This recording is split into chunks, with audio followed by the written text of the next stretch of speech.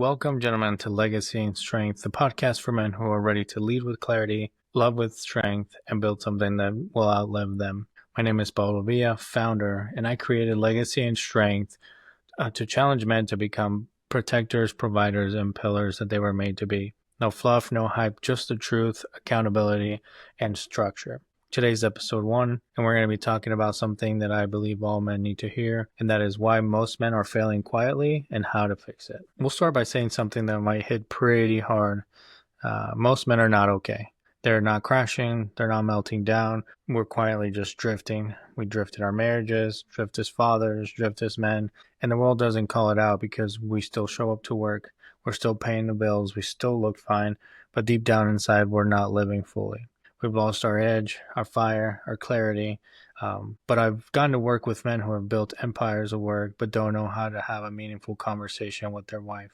We see it all the time. If you really observe people when you go out, they sit across from their spouses or their kids or everybody, and they don't conversate. They're there to eat. Kids are disconnected from the family, whether it's just, with attitudes or with iPads or electronics. And I find that kind of stems from what the father in that household is like. But like I said, I've worked with men who have built empires of work, highly respected, and yet, when they go home, it's like the completely different man, and it's a drift away from who they are, who they really are. I've seen guys who look confident, but inside they really feel alone, angry, and ashamed because they don't know how to fix what's slipping at home. And in the world we live in today, it tends to happen so much more.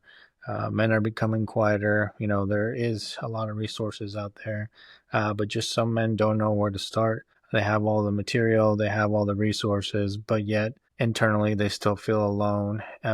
And there's a saying that an angry man is a depressed man. So there's a lot to unravel within that, and we'll talk about that at a later time. Just, most men don't show what they're feeling, and they start slipping away at home.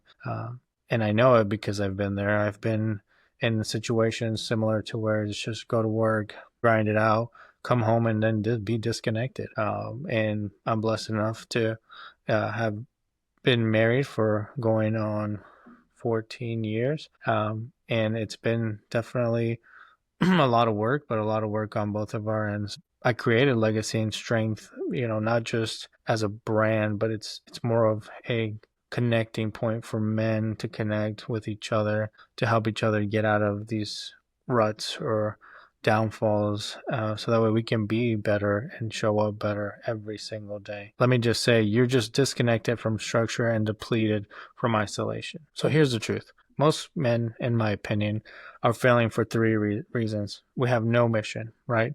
Whether, whatever background you come from, a lot of men who come from a military, first responder, any sort of career where missions do align pretty strictly with what you do. Men who are at this point don't have a mission at home. We get busy with tasks, right? But we forget the purpose behind it all. Men need a bigger why. So here's a hard truth, and this is, in my opinion, why I think most men fail quietly. And there's three main reasons. The first one is no mission, right? A lot of us have been through different walks of life and currently hold different careers. In most places, anywhere from military to a corporate setting, there are missions,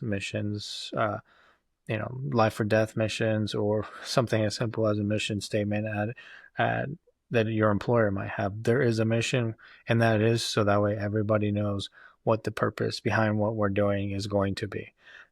So at home, most men don't have a mission. We just go home, we get busy with tasks, and we forget the purpose behind it all, behind our home, behind this legacy that we're supposed to leave behind.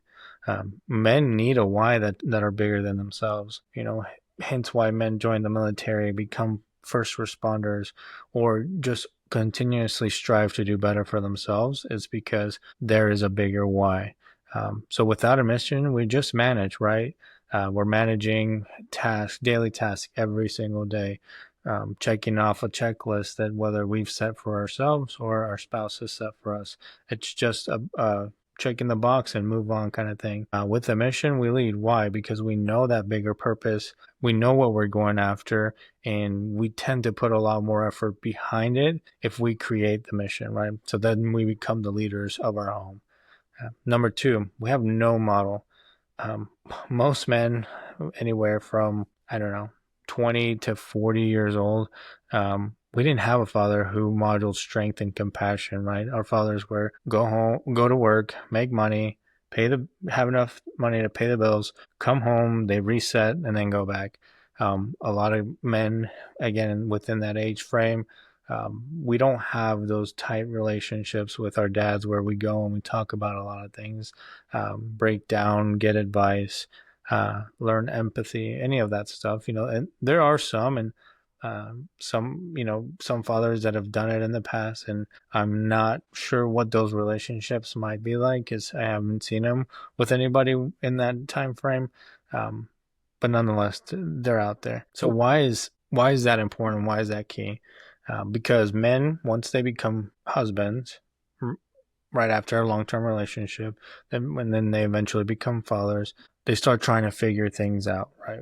The second reason I find that men fail quietly is we have no model, no role model. Most men between the ages of 20 to 40, maybe even 50, we grew up, we see our fathers as somebody who worked really hard, provided in any way that they could.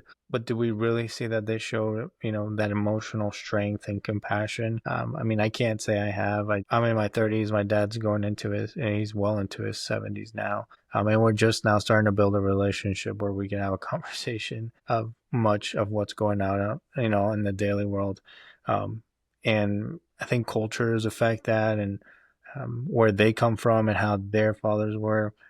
So needless to say, most of us didn't have a father who sat down and told us, hey, as a man, not only do you need to provide and take care of the family, but these are some other ways that you need to show up, right? So most men, once they become fathers or even just married, right? And they start winging it, and then it's called masculinity. I have to be the man of the house. I have to be the provider. And with the masculinity or the thought of being a masculine and the provider, most men don't know how to lead their wives spiritually. That deeper connection where they can have those heartfelt conversations, admit any wrongdoings, hold themselves accountable. Spiritually can also mean through faith if that's something that you do. Um, God brings a lot of people together, but if you don't, there's other spiritual ways to do it, and that's just connecting on a deeper one-on-one level. And lastly, with the no model, we're never really taught how to raise our kids. We go off of what we know and what we see, but more importantly, um, the truth and the tenderness that should come to raising our kids from the very beginning. Most parents, and we're all guilty at some point. We tell a little white lie, hoping that our kids will never know, and we're kind of aggressive with our responses at times because we're angry or upset or annoyed. But we learn the hard way, and I think those are things that as men we want to change now. If we have young kids, and even if your kids are grown, it's never too late to start to just be truthful, be tender, and by tender meaning is have those difficult conversations, explain to them the why, but then also let them feel. Don't be the parent or the dad that says, do it because I said so, right? And number three is no map. There's no clear system for how to grow as a man anymore. There's tons and tons of resources, whether it's more podcasts or videos or online social media, but nothing really breaks it down for men from groundwork. Everybody lives a different life. Everybody comes from different cultures, but there is no guide on how to do it. So this is kind of the reason why I created the Legacy and Strength brand. It's not to create a one shoe fits all kind of thing, but it's more of a guide work on how to take care of ourselves so that way we can take care of our families, our wives, our kids, and then build that legacy that we have here. So in essence, Legacy and Strength is going to be a place for men on how to lead intentionally, have daily structure, We're going to achieve weekly wins. We're going to have a purpose. And ultimately, as this brand, channel, podcast, all this stuff grows, is to create a brotherhood of men whose mindset and ideas align. And we can not only help ourselves grow, but help fellow men out there grow, and then essentially raise a better generation that is to come after us. All right, so every week we're going to do a challenge, and we're going to start, obviously, week one. We're not going to wait. The first one is we're going to call it an audit. And you're going to have to ask yourself honestly, are you drifting or are you driving the role as a husband? How about as a father and as a man? Don't judge it, just observe it. And what do I mean by that is don't sit there and overanalyze it and try to say, well, I don't do this and do it, but I do it because of this, or don't do it. No excuses. Is, am I doing this? Am I drifting? Am I arguing with my spouse? Am I connecting with my kids? And then ask them, right? Write down, jot down all these questions, and then say, hey, what do you think about this? Don't share the answers with them. Just ask them, take their answers, and then take that back with you and reevaluate everything that you said. Does it align with your answers? Is there a drift between what you think is going on versus what they're getting from you? And last but not least, take back your mornings. No matter what kind of work schedule you have, Monday through Friday, shift work, night shifts. I mean, well, obviously night shifts won't be your mornings, but you have a time that you start your day. So start every time with 15 minutes of silence. If you're faith-based of God, read some scripture. Some people like to journal, so write down thoughts that come to your mind right away, and then plan the rest of your day intentionally. So what does that mean? If you're going to work, you're going to be at work from this time to that time, but create a plan for what you're going to do, right? I'm not sure what careers you guys do out there, but I'm sure that a little bit of structure can help in any way, shape, or form, and be intentional about what you're going to do throughout the day. Plan for your arrival at home. What are you going to do? Are you going to come home and wing it? Are you going to just go and check off boxes? Or are you going to have a purpose by the time you get home? You're making dinner. You're going to spend time with your wife. You're going to spend time with your kids, or vice versa, spend time with your kids and then have some time with your spouse. Do you work out? Are you going to work out in the afternoons, in the evenings? Are you going to work out in the mornings? And be intentional about it, right? Don't write a list and say, I'm going to try this here and that there, but if I don't have time, I'll skip it. You know your routines, your habits, good or bad. Be honest about them and know what you're going to do from that point forward. So just remember, one strong day leads to a strong week. One strong week leads to a new legacy. And that's the goal here, is for us to create a much deeper, profound, and rock solid legacy. So if this hits home for you, I'd like for you to do two things. One, share this episode with a man that you respect. That's how we're going to move this brand. That's how we're going to help people get better.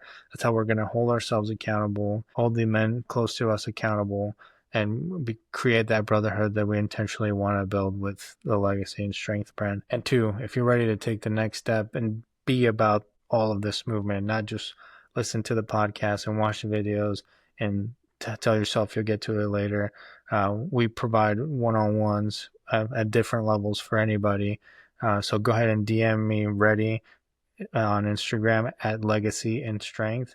This is where I intend to help everybody start their foundation.